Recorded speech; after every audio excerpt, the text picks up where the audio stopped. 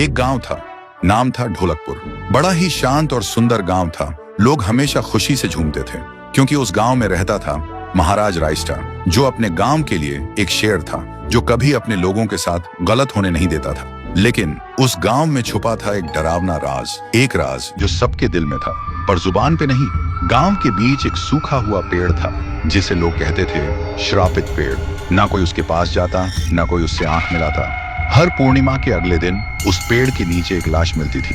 लोग कहते, रात में कोई आता है और लाश छोड़ जाता है, लेकिन कभी किसी ने कुछ देखा नहीं, और देखता भी कैसे। जो देखता वो अगले दिन पेड़ के नीचे होता था। एक दिन रायस्टार ने ठान लिया, बस अब और नहीं, इस राज का अंत मैं ही करूं, क्योंकि ढोलकपुर का नाम मिट्टी में मिल रहा था। फिर एक पूर्णिमा की रात रायस्टार चुपके से जाकर पेड़ के पास बैठ गया। रात के 2 बजे एक आवाज आई, Tung tung tung tung tung tung tung tung tung सहूर। और फिर वो पेड़ भूत में बदल गया। वो भूत कुछ अजीब सा था, एक भयानक शैतानी हंसी वाला चेहरा, आंखें बड़ी बड़ी।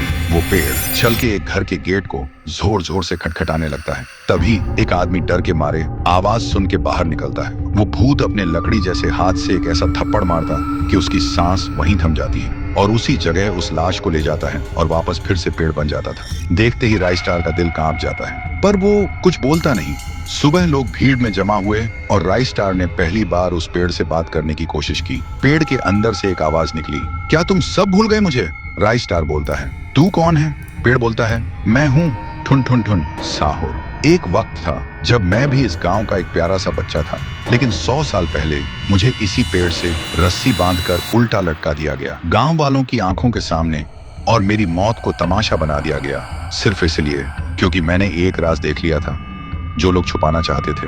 और उसी पल से मेरी रूह इस पेड़ से जुड़ गई। उस दिन से मैं इंसान नहीं, एक सज्जा बन गया, और हर पूर्णिमा में एक राजदार को चुनता हूँ और फिर उसे उसकी खामोशी का हिसाब देता हूँ। रायस्टार बोलता है, लेकिन अब तो वो लोग मर चुके हैं ना जो तेरा कसूरवार थे, अब तू मासूम लोगों को क्यों मार रहा है? पेड़ कुछ देर चुप रहता है, फिर बोलता है, ठीक है, बस एक बार मुझे याद करो, एक दिया जला दो, फिर मैं कभी किसी को नहीं मारूंगा। फिर रात में सब लोग आते हैं, एक एक दिया जलाते हैं, और तभी पेड़ अपने आप से आग पकड़ लेता है, और आखिर में मुक्ति मिलती ठुन ठुन ठुन साहुर को।